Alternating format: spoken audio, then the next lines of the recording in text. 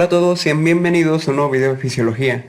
Hoy vamos a tratar el tema del control de la función motora por la corteza y del tronco encefálico. Vamos a abarcar temas sobre funciones motoras específicas y sobre el equilibrio. Si hay una corteza sensitiva, debe haber una corteza motora, ¿cierto? Pues bien, esta corteza motora se va a dividir en tres.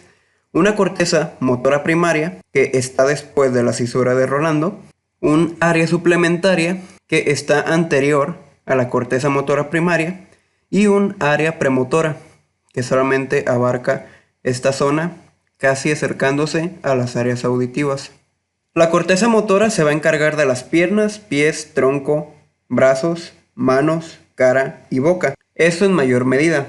En cambio, si vemos una organización topográfica, podemos ver que se encarga desde los dedos del pie, la mano, como podemos ver, las líneas más grandes, más largas, son las que tienen un mayor control motor, como la mandíbula, los labios, glándulas de la salivación, el pulgar y pues los demás lo pueden ver aquí. La excitación de una neurona activa un movimiento en lugar de un músculo.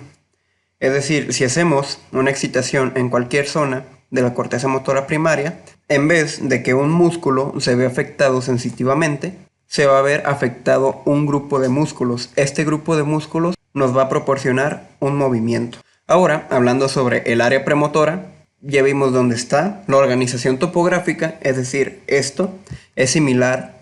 Entonces, las señales generadas aquí generan patrones de movimiento complejo. Su parte anterior crea una imagen motora que excita un patrón muscular y hacerlo. Es decir, el área premotora se encarga de movimientos complejos.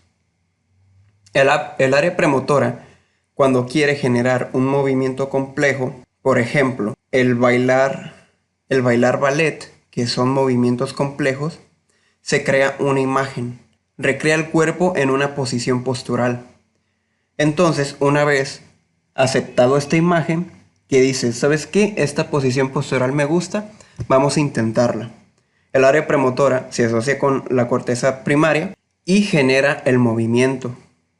Aquí hay neuronas espejo. Esas neuronas espejo son activadas para realizar un movimiento específico o un mismo movimiento. Por ejemplo, en estas bailarinas. Si nosotros queremos imitar su pase de baile, estas neuronas espejo se van a activar.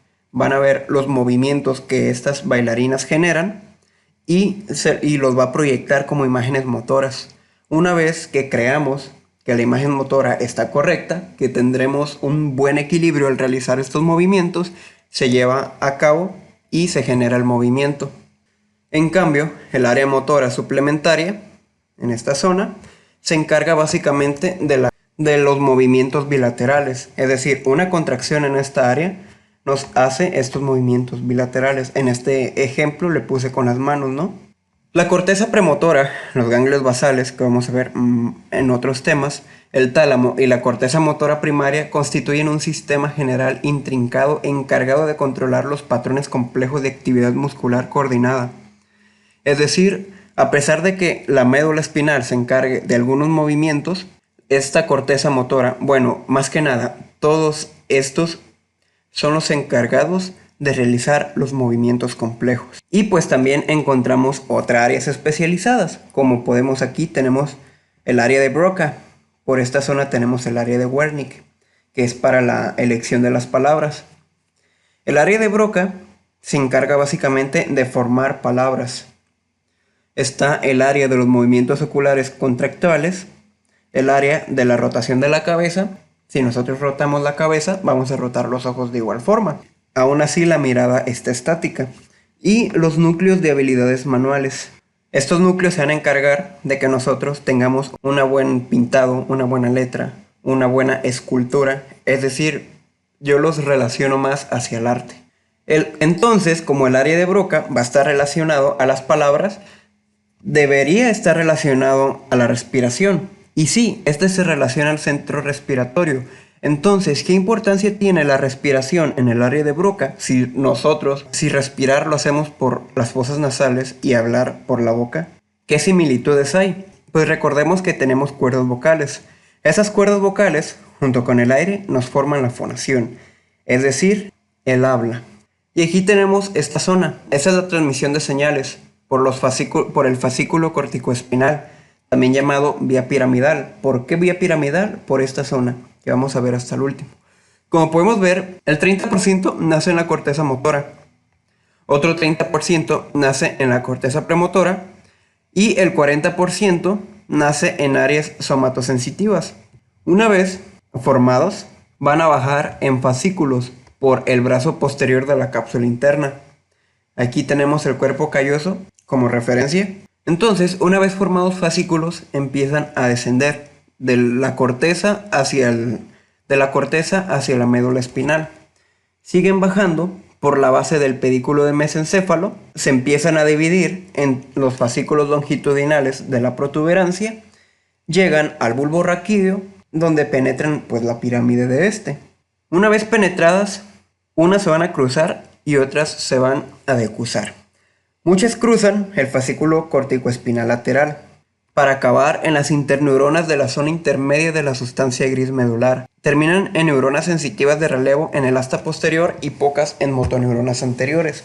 En cambio, las que terminan en los fascículos corticoespinales ventrales van a controlar los movimientos postulares bilaterales. Son las encargadas del área premotora. Se dice que hay muchas células de Betz. Estas van a estar presentes en la corteza motora primaria, que van a enviar impulsos a 70 metros por segundo. Van a estar en estas fibras, pero solo van a conformar el 3% de cada una. ¿Para qué funcionan? Pues básicamente transmiten las órdenes motoras a través de los impulsos nerviosos que viajan desde la neocorteza hacia la médula espinal. El núcleo rojo. Como pudimos ver, esta es la vía piramidal, pero hay una vía alternativa. Esta vía alternativa está encargada por el núcleo rojo. El núcleo rojo lo podemos ver en el lóbulo temporal, que le llegan fibras del fascículo corticorrúbrico y manda fibras por un fascículo rubroespinal, que vamos a hablar más adelante de ello. Y no solamente envía ello, sino que recibe fibras del núcleo interpósito y del núcleo dentado del cerebelo. Como toda la corteza va a poseer 6 capas. La división por capas en toda la corteza no tiene la misma función en toda la corteza. En esta zona, las piramidales van a dar los orígenes a fibras corticoespinales.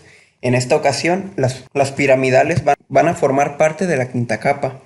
Las señales recibidas van a entrar por la capa 2 y la capa 4, y la sexta capa dará origen a fibras que comunican otras regiones a la corteza. Cada capa maneja información de diferente fuente para una respuesta emitida por la columna. Se necesita una excitación de 50 a 100 células neuronales para transmitir un impulso. Es decir, cada movimiento complejo va a llegar a ciertas capas. Las fibras rubroespinales acaban en las interneuronas de la sustancia gris. Son las que bajan por la médula espinal. Entonces, ¿cuál va a ser la función del sistema córtico rubroespinal? Básicamente, la estimulación en un punto contrae un músculo o un grupo muscular.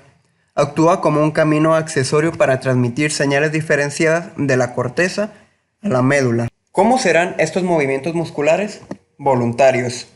El músculo va a recibir una señal contráctil rápida. En cambio, si esta contracción quiere que persista, recibirá señales continuas, solo que estas serán más débiles que la primera e irán decreciendo poco a poco. Esto pues es para mantener la contracción prolongada. Para mantener la contracción prolongada se activan dos tipos de neuronas, dinámicas y estáticas. Las dinámicas se van a encargar de una excitación rápida. En cambio, las estáticas van a mantener la contracción. Estas van a ser lentas.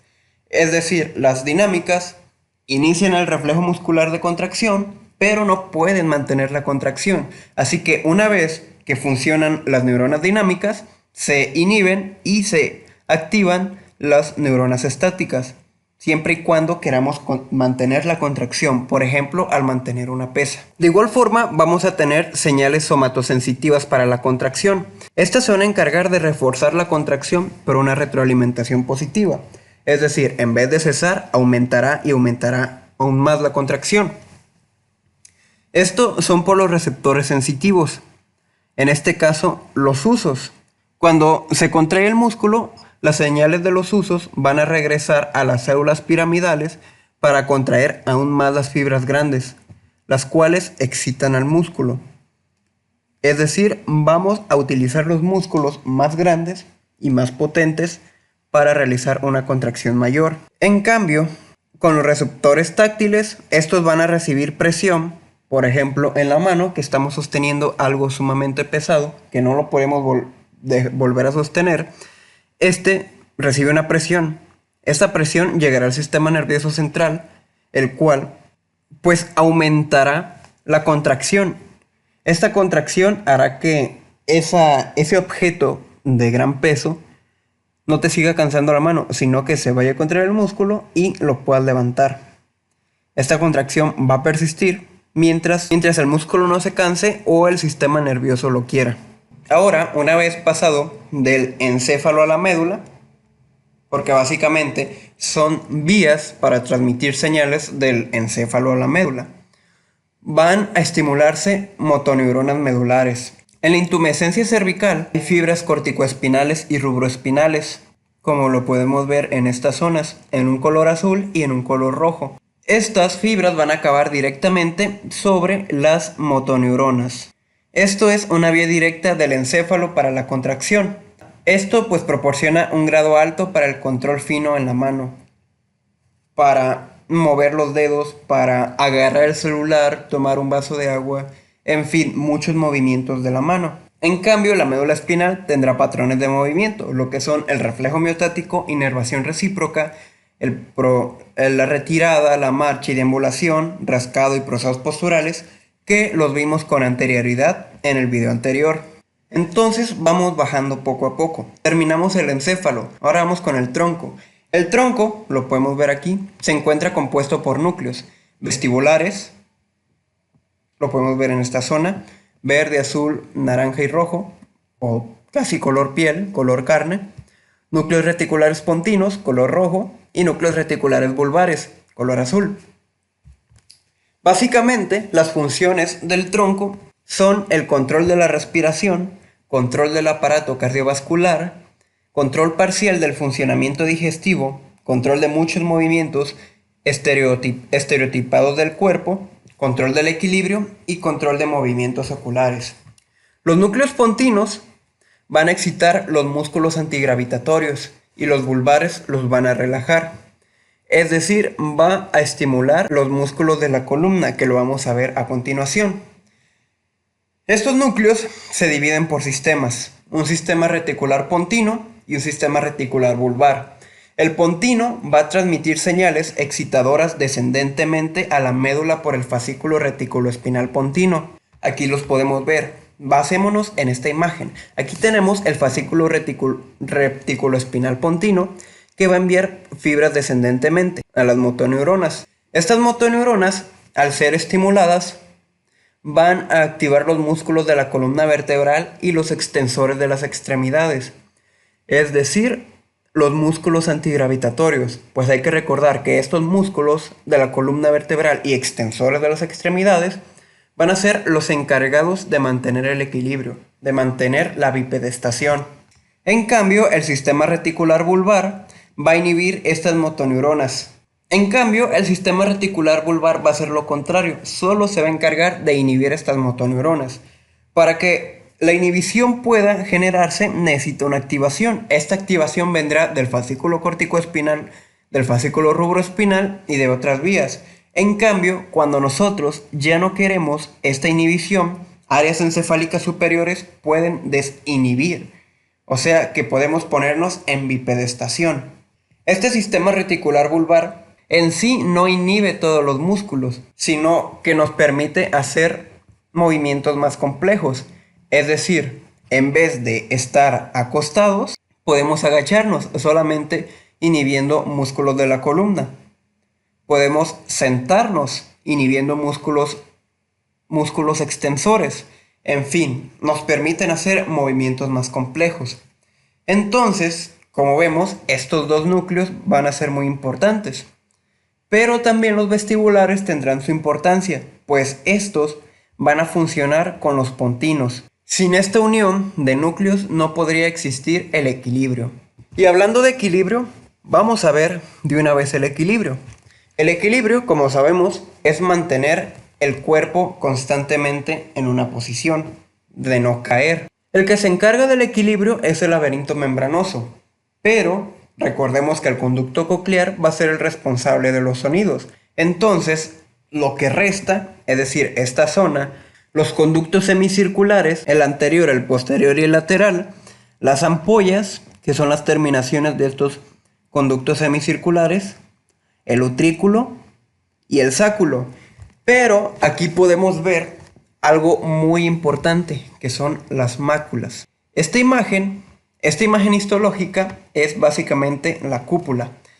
En cambio, para nosotros poder comprender el equilibrio, necesitamos ver la mácula. La mácula va a estar compuesta por principalmente oteolitos. Inferior a esta contendrá una capa gelatinosa. Esta capa gelatinosa va a contener los sinocilios. Estos sinocilios van a ser de las células pilosas. Esto es una célula pilosa. Igualmente, esta es la capa de las células pilosas. Y inferior a ellas, pues van a estar las fibras nerviosas. La estimulación de estas células pilosas nos va a encargar de determinar el equilibrio. ¿Cómo? Pues como podemos ver, están los estereocilios, que son los cilios más pequeños, y el sinocilio, que es un cilio grande. Estos van a estar conectados por conexiones filamentosas. Es decir, si se jalan hacia un lado o hacia otro, generan una despolarización o una hiperpolarización. Entonces, cuando ocurre un movimiento ciliar hacia el cinetocilio, es decir, esto se mueve hacia acá, se van a abrir los canales donde va a entrar líquido. Este líquido contendrá sustancias químicas para despolarizar la membrana. En cambio, si este movimiento se aleja, se va a hiperpolarizar, abriendo igualmente canales y en vez de ingresar sustancias positivas, las va a sacar. Cuando cambiamos la orientación de la cabeza, espacio que ocupan y el peso que tienen los otolitos van a doblar estos cilios. Una vez doblados, pues van a enviar las señales al encéfalo para regular el equilibrio. Es decir, si estamos de un lado u de otro. Existe un patrón de excitación diferente a las fibras nerviosas maculares para cada orientación de la cabeza dentro del campo gravitatorio, que es algo que vamos a ver a continuación. Pongamos un ejemplo. Cuando la cabeza de alguien empieza a rotar en cualquier sentido, la inercia del líquido en un conducto semicircular o en varios hace que permanezca inmóvil.